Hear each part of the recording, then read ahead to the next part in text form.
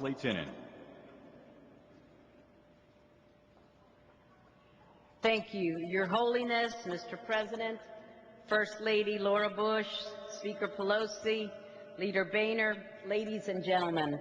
It is an honor for me to have played a small role in highlighting the efforts and the works of His Holiness by introducing and authoring, along with my good friend, Chairman Tom Lantos, the House version of the legislation that's going to award him the Congressional Gold Medal today.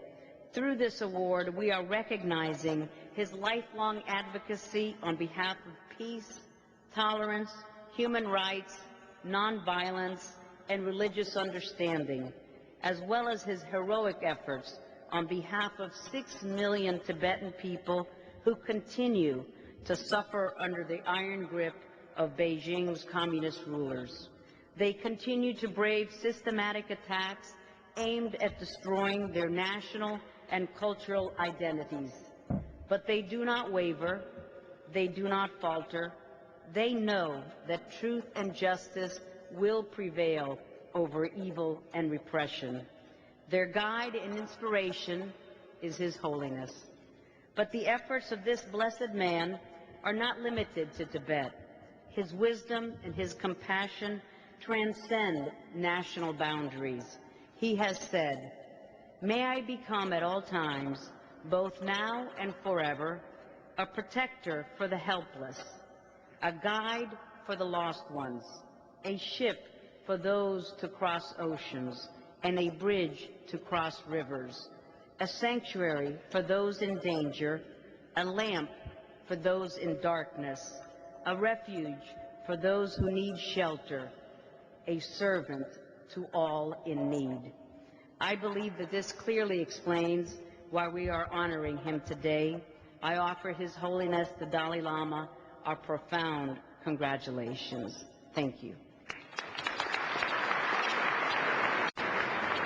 Ladies and gentlemen, Chairman of the House Foreign Affairs Committee, the Honorable Tom Lantos.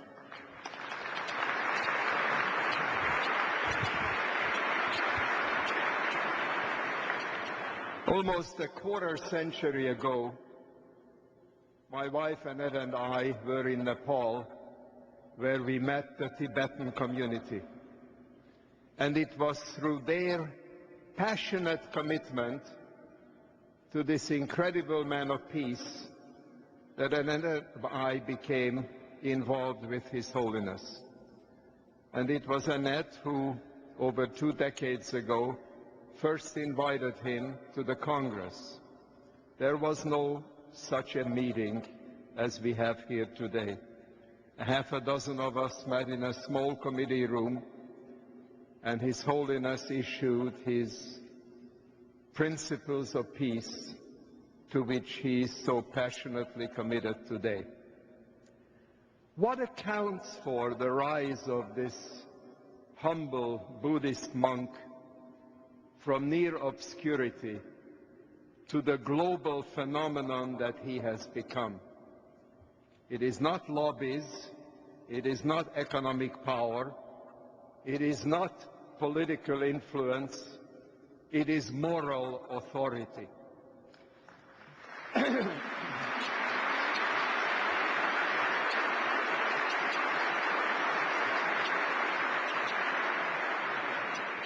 At a moment in world history when nothing is in as short a supply as moral authority, this humble Buddhist monk has an inexhaustible supply.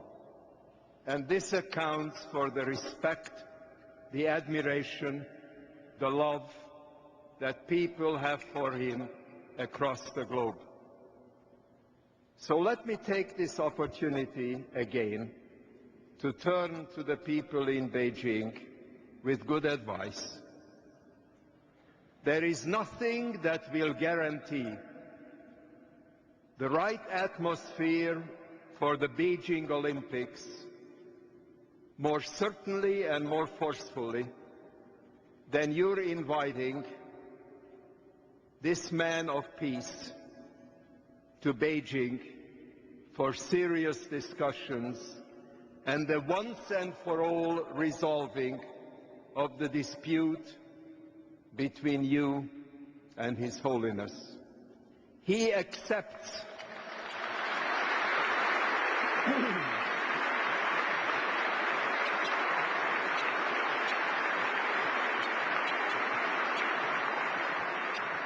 He accepts the sovereignty of China. He is not a splittist. He merely wants religious and cultural autonomy for his own people that they so richly deserve.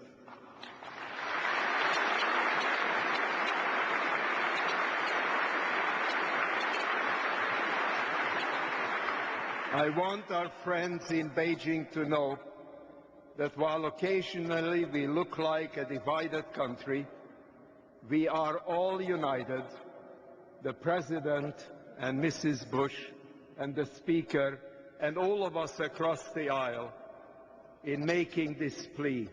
Let this man of peace visit Beijing.